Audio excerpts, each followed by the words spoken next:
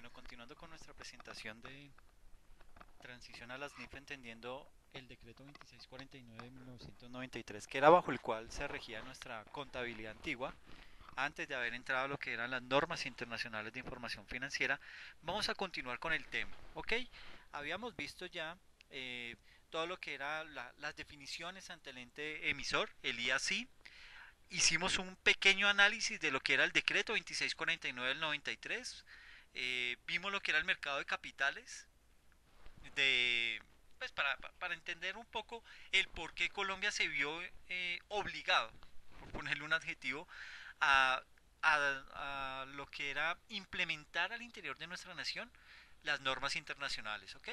También vimos los requerimientos del Fondo Monetario, etcétera, etcétera, y vamos a entrar a ver lo que son los principios básicos del proceso contable. Vamos a ver la tabla de entendimiento de las NIF basadas en el decreto 2649 y por último vamos a dar unas conclusiones, ¿ok? Pues con esto terminamos esta primera unidad para podernos ya entrar con toda a la segunda unidad, ¿ok? Entonces los invito. Vamos a ver lo que fue. Primero hicimos como una línea de tiempo muy pequeña entre lo que fue la transición del 2649, pasando por las normas que implementaron las NIF, ¿ok? Luego vimos los organismos emisores, el IAC y que ahora quedó el IASB. Vimos también lo que eran las normas sobre las divulgaciones, o sea, cuál era la injerencia del Fondo Monetario Internacional para que esto se acatara, las dificultades que tuvo Colombia para implementar esto y que todavía se están viviendo. Tenemos también vimos lo que era el mercado mundial de capitales, lo de los instrumentos financieros y el papel tan importante que juegan dentro de las NIF. Y ahora vamos a entrar a ver lo que son las NIF, ¿ok? Las normas internacionales de información financiera. Las NIF requieren que todo profesional adquiera conocimientos mínimos para la lectura de los siguientes estados financieros. El estado de situación financiera que antes conocíamos como balance general, el estado de resultado y el otro resultado integral que era el antiguo estado de resultados o el PIG, el otro el estado de flujos de efectivo, el otro estado financiero es el estado de cambios en el patrimonio y un último que se denomina un estado de situación financiera al principio del primer periodo comparativo, ¿ok? Estos conocimientos también ayudarán a proyectar el devenir del ente económico y a observar su capacidad para generar nuevos flujos de efectivo, así como la viabilidad del negocio para determinar si prosigue o requiere de una reestructuración, una refinanciación o de pronto llegando ya a últimas instancias a una terminación del objeto social, ¿ok? Las NIF completas se aplican a entes que presentan información financiera al público, debido a que sus acciones, pues obviamente se cotizan en bolsa de valores, mientras que las NIF para pymes se aplican a entes cuya información financiera solo le interesa a lo que son los asociados de esa empresa, los directivos, los inversionistas, a ellos es a los que les interesa. Bueno, y también digamos, a los stakeholders, digamos, los proveedores, porque con base en eso, digamos, haciéndole una buena lectura a esos estados financieros, yo como proveedor puedo decir, ok, con esta empresa puedo hacer negocios, puedo llegar a proyectarme, puedo confiar en esa empresa y le puedo dar así mismo más facilidad de crédito, ¿ok? ¿Por qué se deben aplicar las NIF en Colombia? Pues bueno, como lo vemos ahí en el slide, existen varias razones. La primera, pues nuestro planeta se convirtió en una gran aldea para llevar a cabo todo tipo de negocios. Es decir, la globalización es cada vez mayor. Es una necesidad entre cada una de las naciones. De ahí que veamos que eh, la comunidad del Cono Sur, la comunidad eh, la del Pacífico, vemos muchas comunidades, cada vez van creciendo y se van asociando más países, van haciendo una serie de tratados internacionales que les permita a ellos beneficiarse, tener algunos beneficios económicos para, para el gobierno y obviamente para los comerciantes y las personas que hacen algún tipo de negocio con estos países y que se benefician a través de esos tratados que se ejecutan, ¿ok? Cada vez son más los países que firman tratados internacionales con regiones o grupos económicos fuertes. Los países están formalizando planes de competitividad para entrar en un mundo cada vez más globalizado. Esto es una realidad. De esto ya no nos salimos, ¿sí? Hay que cada vez ir tomando más conciencia de eso y que entre más, digamos, como profesionales, entre cada vez más estemos más concientizados de lo que son las normas internacionales, no solo las NIF, las de auditoría, las normas internacionales de contabilidad, la de manejo de información, etcétera, etcétera, todas estas normas tenemos que como profesionales estar enterados de cada una de ellas y ver cómo las aplicamos y le damos el mejor uso para nuestra profesión y eso nos va a catapultar, ¿ok? Los inversionistas requieren de información transparente, unificada y útil, sobre todo útil, ¿no? Es bien importante este tema, perdón que se me fue, lo disparé, de información unificada y útil, preparada bajo un mismo marco conceptual. Todos tenemos que estar hablando un mismo idioma contable y financiero, ¿ok? Con base en eso es que se toman decisiones. ¿Listo? Hoy ya vienen otras arandelas, que es por ejemplo el inglés, el manejo de los sistemas de información. Son competencias, otro tipo de competencias que tenemos que ir desarrollando para el buen uso de nuestra profesión. ¿Ok? Los contadores como preparadores de información requieren certificarse en NIF por medio de un tercero independiente para ampliar su mercado de servicios profesionales. ¿Y por qué hay que hacer esto?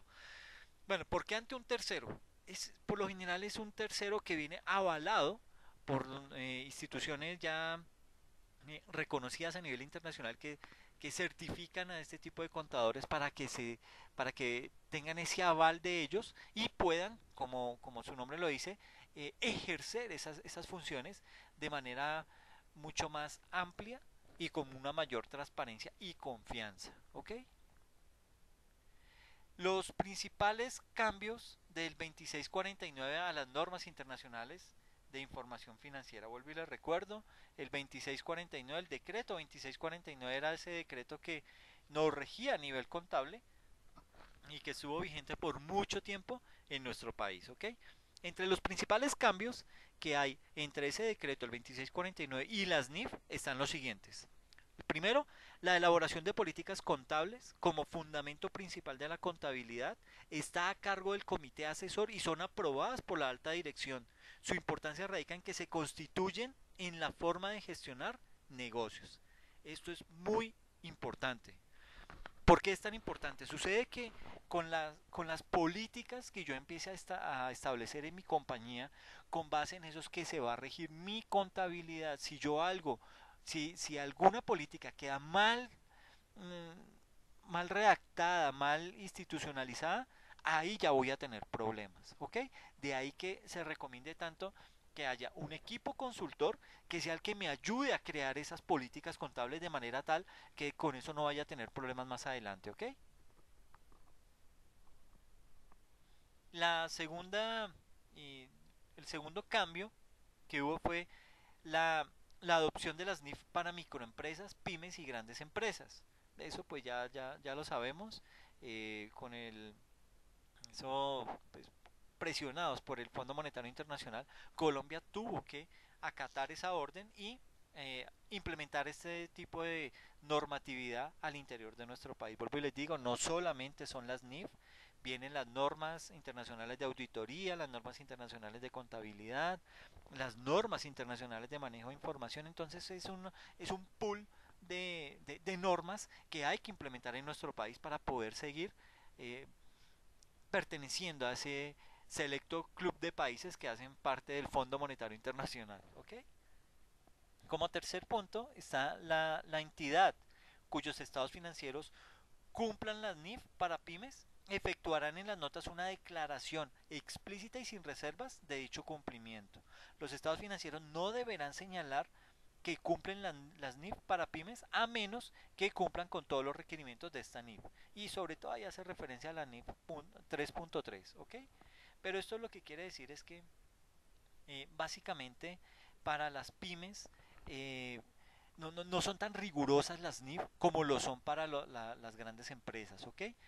Para las NIF, obviamente dentro de las NIF pymes vemos que hay muchas empresas que son grandes, son de buen tamaño, de muy buena solidez económica, pero que por una u otra razón no aplican a las normas internacionales de información financiera del grupo uno, de las plenas. Y pues es obvio, de pronto no cotizan en bolsa, de pronto no cumplen con todos los requerimientos y de ahí que tengan que acomodarse a este grupo de pymes, cosa que no les puede gustar de a mucho, ¿no? Pero, pero bueno, no tiene que ser tan rígida la implementación de las NIF pymes en comparación a las NIF grupo uno, ¿ok? Como en cuarto lugar, los hechos se registran siempre que la empresa tenga el control, que reciba los beneficios y asuma los riesgos del bien. Esto lo vamos a ver un poco más en lo que es la fundamentación de las normas, cuando empiece a explicarles en detalle lo que es el marco conceptual, ¿ok? Como quinto lugar, el reconocimiento inicial mediante los modelos de costo y valor razonable. Ahí también vamos a hacer mucho énfasis en lo que es el valor razonable, las diferentes eh, medidas que tiene que hacer el contador y todo el grupo directivo de las organizaciones para determinar si lo va a hacer por valor razonable o va a utilizar otro método. También como sexto lugar, el reconocimiento posterior mediante los métodos de evaluación en la fecha sobre la que se informa. En séptimo lugar está el reconocimiento de forma rigurosa basado en el cumplimiento de sus requerimientos de activos, de pasivos y de patrimonio. ¿Ok? Porque los ingresos y gastos son aumentos o disminuciones de los tres anteriores. Octavo, las revaluaciones existen para las NIF plenas y se aplicarán en las pymes a partir del 2018 y aumentan el valor de los activos contra los resultados integrales. Y como noveno lugar, tenemos la mayoría de las transacciones donde se espera recibir un bien o servicio en fecha posterior bajo NIF no se difieren debido a que el método de amortización es impracticable por falta de un modelo que asocie el diferido en el tiempo. Esto no ocurría en el 2649, ¿ok? Para el 2649 eso había que darle otro tipo de tratamiento. ¿Listo? Ya para, digamos, otro de los puntos importantes, como décimo, tenemos que no existen compensaciones a discreción del contador, sino por requerimientos de las mismas NIF. Como punto 11, los costos de investigación y desarrollo son gastos para las pymes. ¿Ok? Y por último lugar, las notas a los estados financieros deben revelar las políticas contables de la empresa y los cambios en los rubros significativos del estado de situación financiera. Los usuarios deben conocer las políticas contables empleadas en la preparación de los estados financieros con el ánimo de poder entender la información. ¿Ok?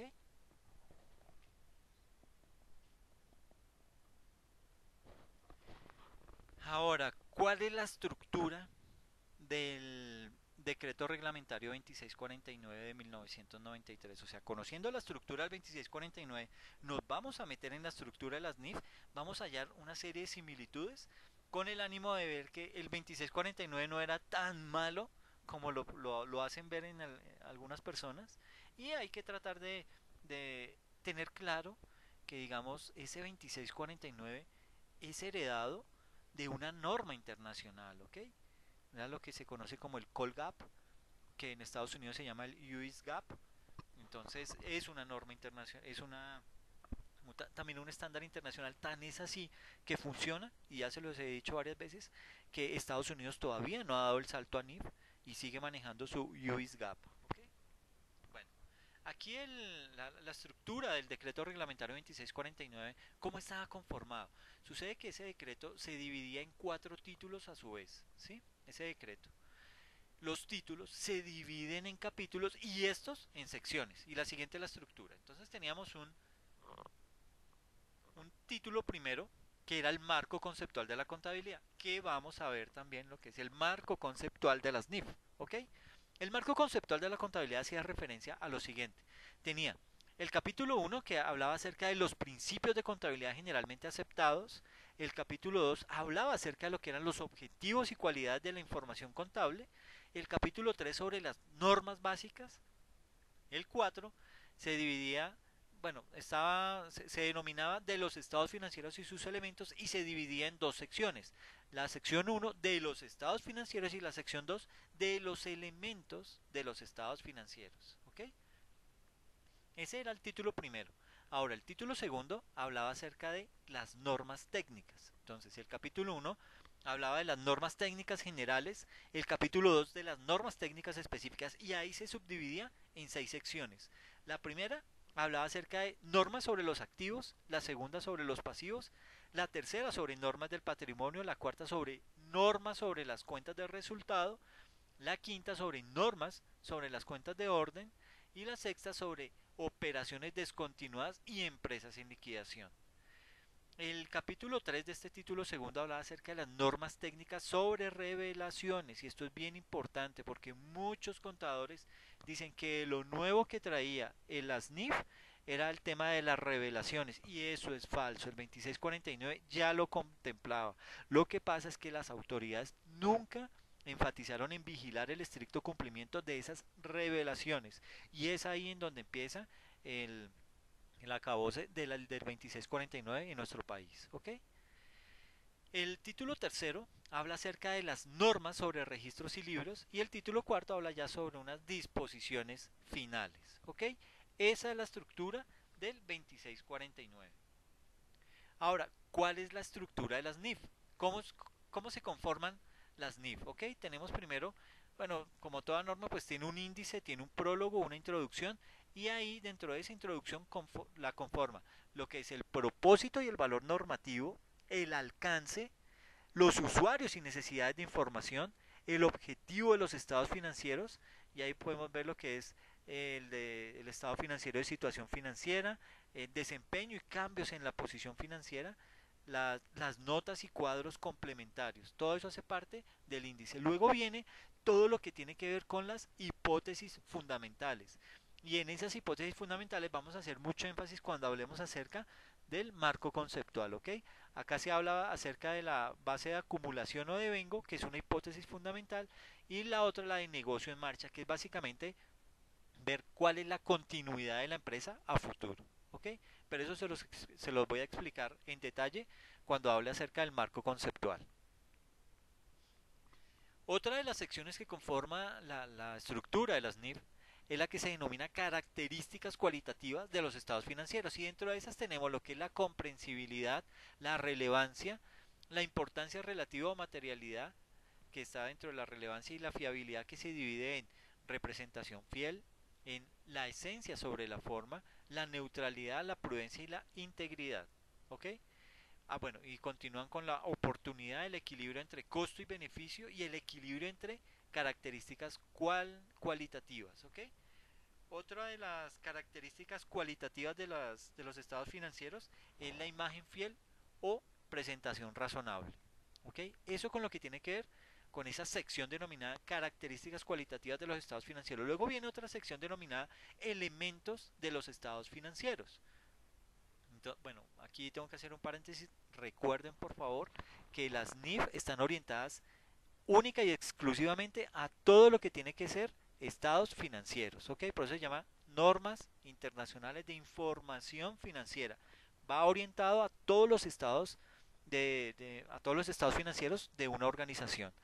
Así las cosas, habla esta sección acerca de los elementos de los estados financieros. Entre ellos está la situación financiera, los activos, los pasivos, patrimonio neto, el desempeño, los ingresos, gastos y los ajustes por mantenimiento de capital.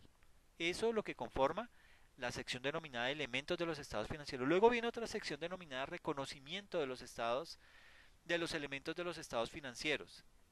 Viene y ahí nos habla acerca de lo que es la probabilidad de obtener beneficios económicos futuros, la fiabilidad de la medición, y eso es bien importante. Teniendo una buena medición, las cosas van a marchar bien, pero si no tenemos algo ya bien, o sea, y saber con qué método voy a medir qué cosa. No es lo mismo medir un instrumento financiero que medir otro tipo de elemento dentro de la organización, ¿ok? Reconocimiento de activos, reconocimiento de pasivos, de ingresos y de gastos, ¿ok? Viene otra sección que se denomina la medición de los elementos de los estados financieros y viene otra que se denomina conceptos de capital y de mantenimiento del capital, ¿ok? Eso entonces lo que tiene que ver con la estructura de las NIF. Así se conforman las NIF, ¿ok? Pero en el marco conceptual vamos a entrar mucho más en detalle al respecto. Vamos a ver entonces qué es eso de control versus propiedad, ¿ok?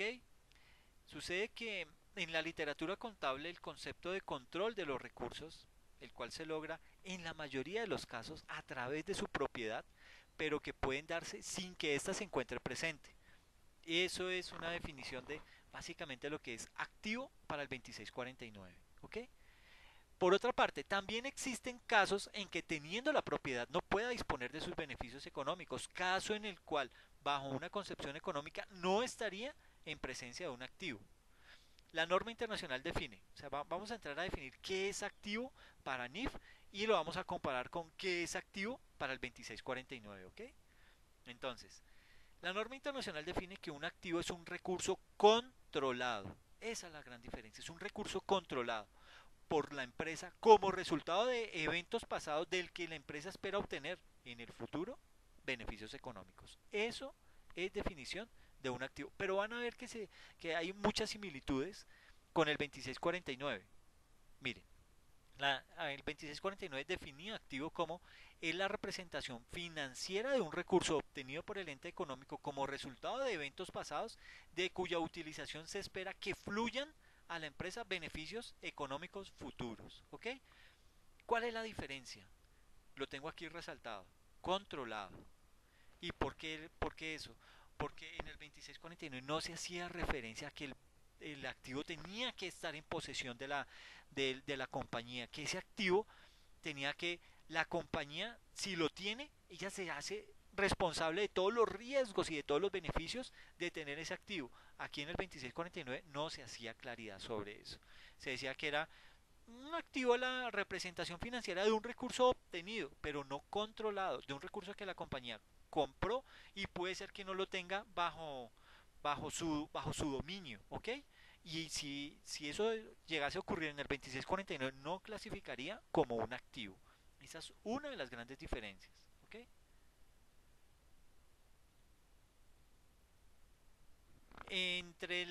Vamos a ver como una especie de similitudes entre el 2649 y las NIF. Vamos a ver, por ejemplo, lo que dice el artículo 47 del 2649 frente al reconocimiento de los hechos económicos. Frente a eso, dice, el reconocimiento es el proceso de identificar y registrar o incorporar formalmente en la contabilidad los hechos económicos realizados. Eso dice el 2649 frente al reconocimiento de los hechos económicos, ¿ok? Para que un hecho económico realizado pueda ser reconocido se requiere que corresponda con la definición de un elemento de los estados financieros. Puede ser medido, que sea pertinente y que pueda representarse de manera confiable. La administración debe reconocer las transacciones en la misma forma cada periodo, salvo que sea indispensable hacer cambios para mejorar la información. ¿Y qué dice el artículo 10 de las NIF frente a ese tema de reconocimiento de los hechos económicos que en NIF se denomina valuación o medición? Dice, tanto los recursos como los hechos económicos que los afecten deben ser apropiadamente cuantificados en términos de la unidad de medida. ¿Ok? Volvamos a la definición del 2649. Dice que es el reconocimiento, que el reconocimiento es el proceso de identificar y registrar o incorporar formalmente en la contabilidad los hechos económicos realizados, mientras que la NIF dice, tanto los recursos como los hechos económicos que los afecten deben ser apropiadamente cuantificados en términos de la unidad de medida. ¿Qué quiere decir eso? Que si yo compro en dólares, tengo que convertirlos a pesos a la tasa representativa, esa es una unidad de medida. Yo ya tengo ahí cómo medir eso. Y lo voy cuantificando, lo voy llevando a mis libros de contabilidad, ¿ok? Pero esa es una de las diferencias que hay, bueno, una de las diferencias, una de las similitudes que existe entre 2649 y NIF. Con sujeción a las normas técnicas, son criterios de medición aceptados el valor histórico, el valor actual, el valor de realización y el valor presente. Esto en NIF. Valor o costo histórico es el que representa el importe original consumido u obtenido en efectivo o su equivalente. En el momento de realización de un hecho económico, con arreglo a lo previsto en este decreto, dicho importe debe ser reexpresado para reconocer el efecto ocasionado por las variaciones en el poder adquisitivo de la moneda. ¿Ok? Tengo que saber en qué momento es que lo voy a cuantificar para poder llevarlo a libros. Y eso lo hago con el teniendo en cuenta las variaciones del poder adquisitivo de nuestra moneda. ¿Ok?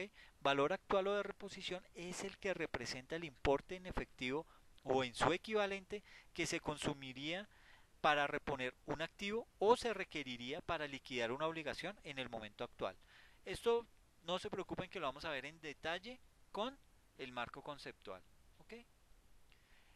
También se habla acerca de las revelaciones. El 2649 decía en su artículo 15, hablaba lo que era la revelación plena. ¿Y qué quiere decir eso? Argumentaba el 2649 lo siguiente: el ente económico debe informar en forma completa, aunque resumida, todo aquello que sea necesario para comprender y evaluar correctamente su situación financiera. Los cambios que ésta hubiera experimentado, los cambios en el patrimonio, el resultado de sus operaciones y su capacidad para generar flujos futuros de efectivo. ¿Ok?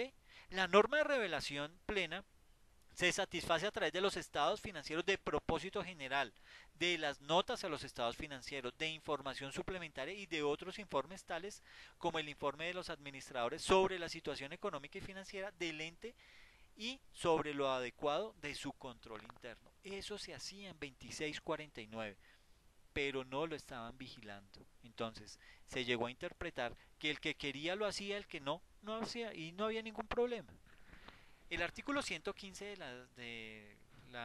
del decreto de las NIF habla lo siguiente, dice norma general sobre revelaciones y aclara, en forma comparativa, cuando sea el caso, los estados financieros deben revelar por separado como mínimo la naturaleza y cuantía de cada uno de los siguientes asuntos, preferiblemente en los respectivos cuadros para darles énfasis o subsidiariamente en notas. Y habla ahí, empieza a descomponer. El primero, el ente económico, que se dé el nombre, la descripción de la naturaleza de ese ente económico, la fecha de constitución, la actividad económica y duración de la entidad reportante. Y esto es bien importante, muchachos, porque en las cuando hablemos acerca del marco conceptual, vamos a ver lo importante que es ese hecho fundamental de la continuidad. Si yo si yo al momento de intentar hacer un negocio con alguien y le pido todos los estados financieros para determinar si tomo una buena decisión o no, y con base en eso veo que la empresa va a tener tiene programada una duración en el mercado de 2 años, pues yo a ellos ya puedo tomar una decisión de si sí invierto o no invierto. Y soy yo quien lo hace, ¿sí? Pero es bien importante ese tema de la duración de la entidad reportante, ¿ok? Otro de los ítems que pide que se hable acerca de que se hable en las revelaciones es la fecha de corte o periodo al cual corresponde la información que se está suministrando. Y como tercero, que describa cuáles son las principales políticas y prácticas contables, tasas de cambio o índices de reajuste o conversión que se están utilizando al momento de tener ingresos o tener algún tipo de negocio en otro tipo de moneda, ¿ok? Con expresa indicación de los cambios contables que hubieran ocurrido de un periodo a otro, indicando su naturaleza y justificación, así como su efecto actual o prospectivo sobre la información contable. Los cambios contables pueden ser, ahí ya entonces empezamos a hablar acerca de lo que es todo lo del artículo 116, que habla de las revelaciones sobre rubros del balance general. Vamos a verlos así muy rápidamente. Dice, en adición a lo dispuesto en la norma general sobre revelaciones a través del balance general o subsidiariamente en notas, se debe revelar la naturaleza y cuantía de, primero, principales inversiones tanto temporales como permanentes. Y allí se debe hacer énfasis en indicando su valor de realización. ¿Ok?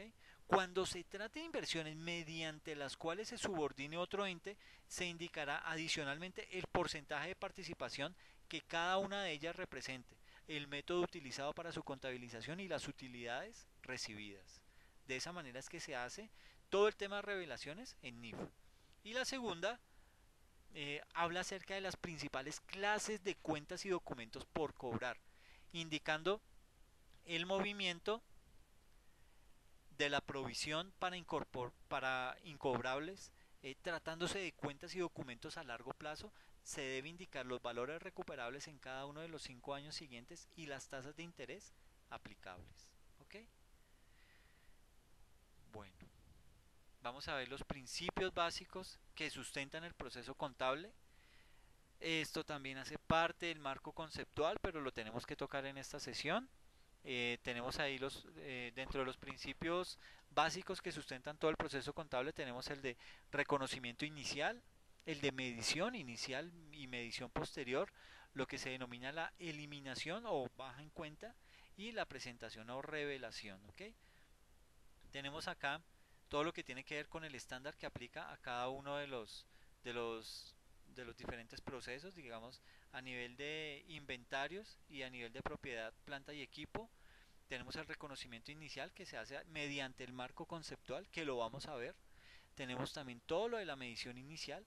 Entonces se dice los costos más costos directamente atribuibles, o los costos más costos directamente atribuibles más la estimación inicial de los costos por el desmantelamiento. ¿Ok? La medición posterior, ¿cómo se hacía?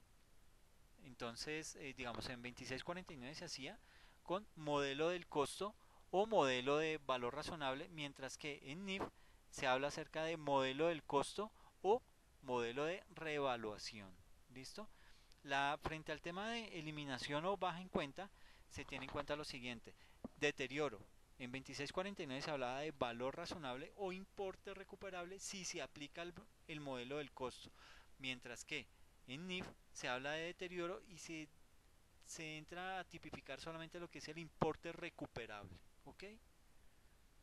Y frente a presentación o revelación, los estados, el 2649 decía que los estados financieros era una taxonomía ilustrada tanto en plenas o en pymes, mientras que en NIF los estados financieros hacen referencia a una taxonomía ilustrada en plenas y o pymes. ¿Ok? Ahora, hablando acerca de lo que tiene que ver, de lo que se conoce como los objetivos de la implementación de las NIF, tenemos los siguientes objetivos que se deben cumplir. ¿Ok? Primero, pues está orientado a manejar o implementar un lenguaje universal. El segundo, facilitar el acceso de las entidades a los mercados de capitales tanto nacionales como internacionales por medio de las bolsas de valores. El tercero, atraer la inversión extranjera para el desarrollo del país, la creación de empleo y una mejor calidad de vida. Como cuarto objetivo tenemos que busca reducir el costo de capital productivo. Como quinto, incrementar la eficiencia del mercado. Pues con información estandarizada pues es mucho más fácil hacer negocios, ¿sí? En sexto, tenemos el mejorar la transparencia, comparabilidad, la credibilidad y confianza en la información financiera. Con base en esa información financiera es que yo puedo tomar decisiones, ¿ok? Puedo tomar decisiones de si puedo invertir en esa compañía, pero también puedo tomar decisiones sobre el rumbo que va a tomar la organización de aquí en adelante. Es decir, si yo veo que como accionista la organización va mal, yo debo tomar la decisión: o le inyecto capital o por el contrario salvo lo que más pueda. ¿Ok? Como séptimo objetivo tenemos la seguridad para los inversionistas. Y en octavo, mayores flujos de capital basados en la información. ¿Cuáles son las autoridades responsables? Tenemos que la visión de los estándares globales de contabilidad ha sido apoyada públicamente por muchas organizaciones como el Banco Mundial, lo hemos hablado, el Fondo Monetario Internacional, el Grupo de los 20 o G20, el Comité de Basilea, la Organización Internacional de Comisiones de Valores, IOSCO, el Banco Interamericano de Desarrollo, el BID, y la Federación Internacional de Contabilidad, la IFAC. ¿Ok? Esto como entes internacionales. Ahora, a nivel regional deben existir autoridades que exijan la implementación de las NIF y están en su orden. Primero, la Presidencia de la República. En segundo lugar, la Presidencia de la República delegó esa función en el Ministerio de Comercio, Industria y Turismo para que sea el encargado de implementarlas y de controlarlas. Luego viene el Ministerio de Hacienda y Crédito Público, que es más conocido como la DIAN. Luego viene el Consejo Técnico de la Contaduría Pública, que es ese ente que se debe encargar de traducir esas normas internacionales, de socializarlas, de capacitar a las empresas y algo muy importante, de hacer que esos documentos sean implementados en las universidades para que de esa manera sean impartidas las clases a los estudiantes, todo orientado a ese mismo estándar. Luego viene la Superintendencia de Sociedades, la Junta Central de Contadores y en séptimo lugar todos los gremios de contadores. Ahora, vamos a hablar acerca de lo que es la contabilidad según las NIF. Las NIF no describen un concepto de contabilidad, sin embargo, todos los países giran en torno a las palabras clave que describen un proceso donde confluyen las siguientes actividades. Primero, se habla de que recolecta. ¿Y qué quiere decir ese término de recolecta? Ahí hace referencia a que las NIF no describen un concepto de contabilidad. Perdón, habla acerca de qué quiere decir el recolecta. Dice que todos los documentos soportes de contabilidad utilizados durante el periodo contable, tales como los recibos de caja, tales como las consignaciones, comprobantes de pago, facturas, notas de contabilidad, etcétera, etcétera, etcétera, como resultado de múltiples transacciones tomadas en las decisiones de inversión en activos fijos, en operaciones de compra y venta de mercancías, puede ser mercancías no fabricadas por la empresa, eso también hace parte de ahí, o también los pagos de gastos y del financiamiento por la consecución de recursos para el desarrollo de la actividad, ¿ok? Frente al término de identifica, ¿qué quiere decir eso? Dice que en cada transacción la sustancia o realidad económica, independientemente del soporte de contabilidad, que es un requisito de forma, la causa y el efecto para encontrar la cuenta precisa que aumenta o disminuye y darle la importancia relativa a cada erogación al considerarla. Vamos a considerar cuatro ítems. El primero es un ingreso con capacidad de generar un aumento en el patrimonio. Segundo, puede ser un gasto o sacrificio necesario y esto es proporcional y con relación de causalidad con la actividad. Como tercero, puede ser un activo que va a generar nuevos flujos de efectivo en el proceso de producción de la renta o, como cuarto, un pasivo por financiamiento como apoyo al capital de trabajo o a las inversiones en bienes o activos. ¿Ok? El tercer término del que se habla es el que se conoce como medición del valor económico. ¿Y eso qué quiere decir? Se habla de medición del valor económico de la transacción, verificando precios, verificando cálculos aritméticos, autorizaciones y la esencia de la transacción contenida en ese componente. ¿Ok? Otro aspecto bien importante de la contabilidad es la medición de los bienes y su capacidad para producir riqueza para el ente económico. ¿Ok? Cuando se presentan nuevos estados financieros, se debe revisar esta medición en la fecha sobre la cual se informa mediante el modelo de valor razonable, con aplicación de los diferentes métodos de medición posterior de acuerdo a las NIF. ¿Ok? Los estudios de avalúo técnico para darle un justo valor razonable al bien están reservados para las NIF plenas. ¿Sí? O sea, eso es obligación para las plenas. Para las pymes, pues no es tan estricto. Luego viene el término de clasifica. ¿Y qué quiere decir ese clasifica? Nos habla acerca de que cada documento soporte de contabilidad por grupos homogéneos de operaciones, tales como los de ingresos de caja, las facturas de venta, facturas de compras, eh, comprobantes de pago y notas de contabilidad, ajustes contables, para continuar con el siguiente proceso. Eso frente a clasifica. Luego viene el término de codifica y significa que cada soporte en la parte pertinente mediante un código establecido en el plan de cuentas para los comerciantes, el cual se adopta por cada empresa de acuerdo al sector y a las necesidades de información. ¿Ok? Entonces dése cuenta que muy a diferencia de lo que habíamos visto anteriormente, bueno, lo que habíamos visto no, lo que se escucha en otros sectores, se dice que de pronto las NIF van a cambiar los planes de cuenta, no, las NIF no hacen eso, las NIF están únicamente orientadas al tema de estados financieros, ¿ok? Frente al término este también de codifica, los países como Venezuela y Bolivia ya han planteado planes de cuentas y España sigue uno creado en el 2007. Sin embargo, la Superintendencia de Sociedades en Colombia no ha dado ninguna directriz al respecto y se está ocupando del lenguaje extensible de reporte financiero de los negocios XBRL, así se denomina, para los reportes de las sociedades que están bajo su control, ¿ok? Entonces no se está, es decir, se está estudiando, pero no ha pasado nada hasta ahora. El sexto término es el que tiene que ver con el de acumula. ¿Y qué quiere decir acumula?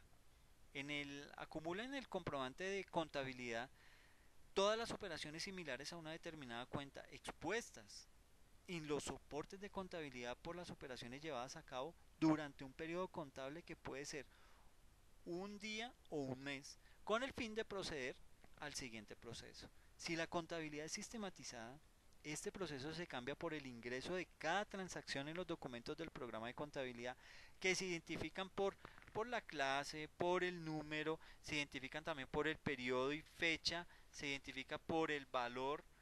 También hace parte de esto todo lo que son los códigos de las cuentas afectadas y valor de la transacción, los cuales se resumen en el comprobante diario. ¿Ok? Luego viene el término de registra y quiere decir que registra los libros auxiliares tomando en cuenta el comprobante de contabilidad. En primer lugar se diligencia lo que es la hoja de control y luego sus respectivas subcuentas, que se identifican en cada hoja del libro, para elaborar después los libros principales de contabilidad. ¿Cuáles son esos libros principales? El libro de diario, el mayor y de balances, el de inventarios, etcétera, etcétera. Y presentar los informes financieros, ¿ok? Si la contabilidad se lleva en un programa de contabilidad, tanto los libros auxiliares como principales, al igual que los estados financieros, se emiten como reportes mediante un clic sobre el tipo de reporte que se requiere. Basta eso cuando es sistematizado, ¿ok? Otro de los conceptos es el de emite estados financieros. ¿Y qué quiere decir eso? Que emite estados financieros mediante la elaboración de la hoja de trabajo con el objeto de verificar la información y darle el justo valor razonable y terminar el proceso contable.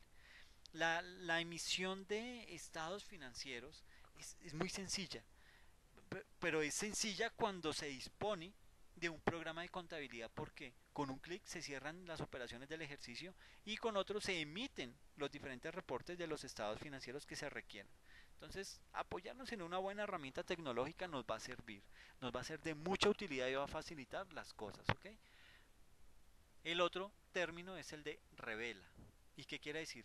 Quiere decir que revela cada uno de los componentes del estado de situación en su materialidad y relevancia para interpretar la información que sirve de base para la toma de decisiones económicas. El décimo hace referencia a interpreta. Interpreta los resultados de contabilidad, justifica su estructura financiera y a la par elabora los indicadores financieros y de gestión para encontrar respuesta al desempeño de la administración. Recuerden, cuando se mide se controla mucho mejor, ¿no? Y para eso están los indicadores. Luego, mediante una segunda lectura, los relaciona con los del sector y concluye en un informe de gestión mediante propuestas generadoras de valor. El otro término analiza, hace énfasis a los problemas mediante el estudio de causas y efectos para plantear soluciones y planes de mejoramiento de las situaciones críticas que no permiten lograr el éxito en el mediano y largo plazo. Luego el término de evalúa. ¿Qué significa eso de evalúa? Evalúa la factibilidad financiera de la empresa en marcha e incorpora soluciones a los problemas con nuevas actividades operativas y estratégicas que ubiquen al ente económico en nuevos escenarios probables y posibles, con un análisis de los resultados de acuerdo al devenir de la empresa, ¿ok? Ahora, esto quiere decir que además de las operaciones propias del negocio, se muestran otras alternativas en un horizonte con la perspectiva posible que se desea. Bien, el número 13 hace referencia, informa a los usuarios. ¿Y qué informa a los usuarios? Lo informa sobre los resultados, en primera instancia a la gerencia, ¿sí? que es la que aprueba los informes para que sean emitidos a los socios o accionistas. Y en segunda instancia, a la Asamblea General o Junta de Socios, que son pues aquellos entes que toman las decisiones de mejoramiento, que crean lo que son las estrategias hacia el futuro y determina la distribución de los excedentes. También a los proveedores, ¿no? A los nuevos inversionistas del mercado de valores y empleados que requieran de información. ¿Ok? Como punto 14 hace referencia a todo lo que quiere decir de seguimiento mediante indicadores de gestión. Vuelvo y les digo, si no se mide no se controla y para eso están los indicadores. ¿Ok? Mediante estos indicadores de gestión, pues se le hace un seguimiento de los planes de factibilidad financiera para comprobar el cumplimiento de metas y objetivos y de mejoramiento propuestos para llegar al final del ejercicio económico pues ya con unos resultados y dar explicación a los diferentes a las diferentes situaciones que se solventaron durante el periodo contable. ¿Okay? La definición de contabilidad como proceso incluye muchas actividades importantes para obtener una información oportuna, una información objetiva y fiable. Sin embargo, la mayoría de las contabilidades se quedan en la actividad 9, es decir, hasta revela. De ahí no pasan, ¿sí? Que quedan hasta esta actividad, hasta la número 9. ¿Listo? En donde apenas pues, sacan uno que otro indicador sin ninguna lectura de análisis ni ubicación en el sector. Por consiguiente, ahí falta profundizar en los últimos 4 puntos, que son los que en realidad generan valor agregado a la empresa y les dan al contador y al administrador una relevancia profesional, es decir, haciendo énfasis en estas últimas actividades que son la de interpretar, analizar, evaluar, informar a los usuarios y hacer un seguimiento mediante indicadores de gestión. ¿Listo? Algunos gurús de la administración opinan que tomar decisiones sobre los informes de contabilidad no tiene sentido. Primero, porque solamente se limitan a presentar unos estados financieros fríos, sin ningún análisis y sin la evaluación de la situación real. Y, en segundo lugar, porque cuando se presentan ya tienen 3 meses de retardo. Tiene toda la razón. ¿Sí? Otros opinan que administrar la empresa con base en los datos de contabilidad es como conducir un automóvil mirando por el espejo retrovisor, pues aunque no se debe desconocer el pasado, hay que potenciarlo mediante planes de acción para tener éxito en el futuro. La verdad es que todo esto es cierto, muchachos, porque sucede que hay administradores que toman decisiones sobre el estado de resultados, que es el más incierto de todos los estados financieros, y porque se debería utilizar el estado de flujos de efectivo proyectado. ¿Ok? Esto se resuelve con la aplicación de las NIF. ¿Ok? Primero porque la información va a reconocer el valor del dinero en el tiempo, es decir, va a reconocer lo que es la tasa de interés implícita o explícita en operaciones con pago aplazado y además porque los componentes del estado de situación financiera se reconocerán mediante el modelo de costo menos depreciación y deterioro del activo. Antes se hacía el costo menos la depreciación menos la provisión. ¿Sí? O también lo hacen sobre el valor razonable cuando sea practicable. Porque cada vez que se emiten informes sobre la fecha sobre la cual se informa, se deben reconocer los cambios en el valor de todos los activos para determinar el deterioro en el valor de los activos en las pymes y la valorización de los activos en las NIF plenas, que antes se conocía como revalorización contra superávit por revalorización. Eso cambia en las NIF, ¿ok? Está como muy largo, ¿no? Pero tranquilos que todo esto entramos a desglosarlo mucho más en el tema del marco conceptual. Tranquilos. Vamos a mirar otro tema denominado ¿por qué las NIF plenas? ¿Sí? Esto mirándolo desde el punto del grupo 1. ¿Okay? En el decreto 2784 del 28 de diciembre de 2012 define quiénes conforman el grupo 1 y entre ellos están todos los emisores de valores, que son las entidades que tengan valores inscritos en el Registro Nacional de Valores y Emisores, el RNBE. Como segundo, las entidades de interés público, los bancos, todo este tipo de entidades. Como tercero, las entidades que no estén en los incisos anteriores y que cumplan con los siguientes parámetros: que tengan una planta mayor a 200 trabajadores o activos totales superiores a 30.000 salarios mínimos legales mensuales vigentes y que cumplan con cualquiera de los siguientes requisitos. Entonces, el primero de los requisitos es mirar que sea una subordinada o sucursal de una compañía extranjera que aplique NIF plenas. ¿Ok? Puede ser una subordinada o una de una compañía extranjera y que no aplique NIF plenas. En ese caso no aplicaría para grupo uno. Segundo, ser subordinado o matriz de una compañía nacional que deba aplicar NIF plenas.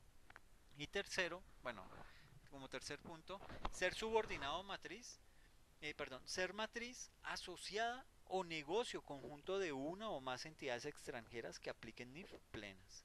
Y en último lugar, realizar importaciones o exportaciones que representen más del 50% de las compras o de las ventas respectivamente. Aquí hay que aclarar algo y es todo lo que tiene que ver con que son entidades de interés público. ¿Y quiénes son esas?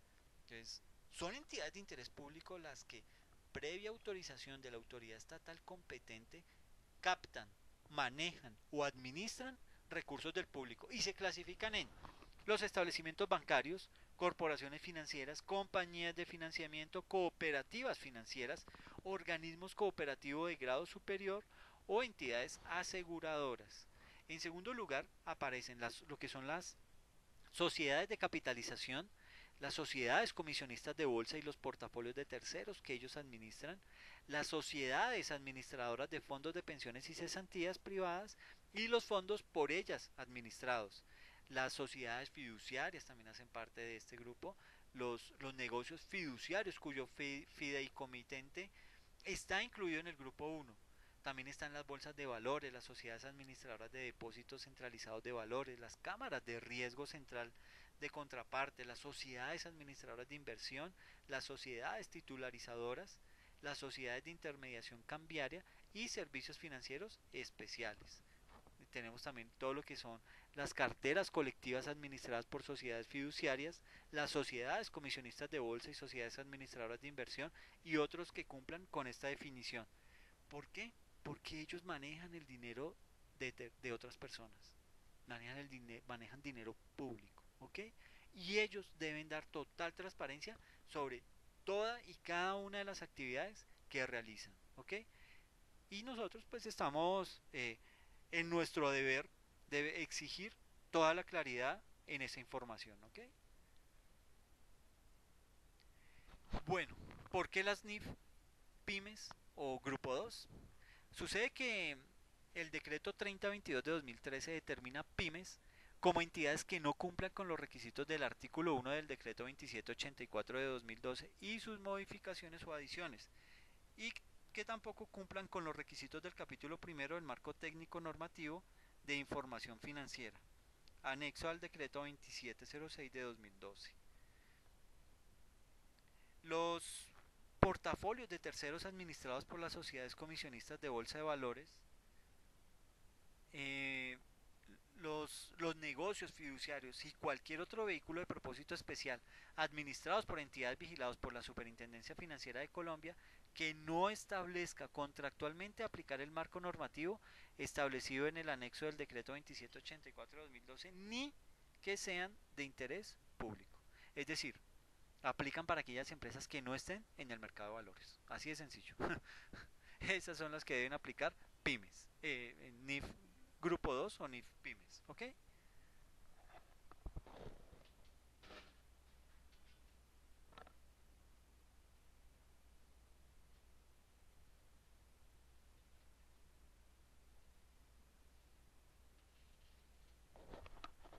Vamos a ver ahora por qué las NIF microempresas o grupo 3.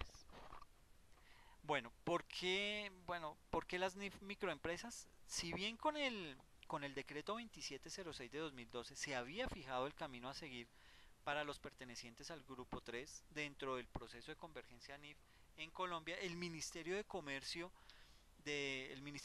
Industria y Turismo hace una modificación muy importante. ¿Okay? Las microempresas que tuviesen una planta personal no superior a 10 trabajadores o contasen con activos totales por valor inferior a 500 salarios mínimos mensuales legales vigentes serían clasificadas dentro del grupo 3. Pero esto ya no es así, puesto que ahora las condiciones son tres y deben cumplirse todas para pertenecer a dicho grupo. Las condiciones son: primero, tener una planta de personal no superior a 10 trabajadores. Segundo, poseer activos totales, excluida la vivienda, por valor inferior a 500 salarios mínimos mensuales legales vigentes. Y tercero, tener ingresos brutos anuales inferiores a 6.000 salarios mínimos mensuales legales vigentes. De igual manera, deberán aplicar el marco normativo para microempresas aquellas personas naturales y entidades formalizadas o en proceso de formalización que cumplan con las siguientes condiciones. Primero, que en el año anterior hubieran obtenido unos ingresos brutos totales provenientes de la actividad inferiores a 4.000 VTs, unidades de valor tributario. ¿Ok? Segundo, que tengan máximo un establecimiento de comercio, oficina, sede local o negocio donde ejercen su actividad. Tercero, que en el establecimiento de comercio, oficina, sede local o negocio no se desarrollen actividades bajo franquicia, bajo concesión o regalía o autorización o cualquier otro sistema que implique la explotación de intangibles. ¿Listo? En cuarto lugar, que no sean usuarios aduaneros. ¿Listo? En quinto, que no hayan celebrado en el año inmediatamente anterior ni en el año en curso contratos de venta de bienes o prestación de servicios grabados de valor individual y superior a 3.300 unidades de valor tributario. Y por último, que el monto de sus consignaciones bancarias, depósitos o inversiones financieras durante el año anterior o durante el respectivo año no superen la suma de 4.500 VTs, unidades de valor tributario.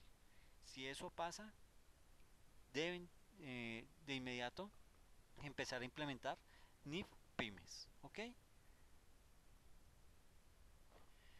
Bueno, señores, con esto pues damos por terminado esta unidad número uno, con la cual pues pretendíamos hacer lo que era un paralelo entre lo que era el 2649, el decreto 2649 que regía o que daba vigencia a la contabilidad anterior en Colombia, y las NIF, ¿ok?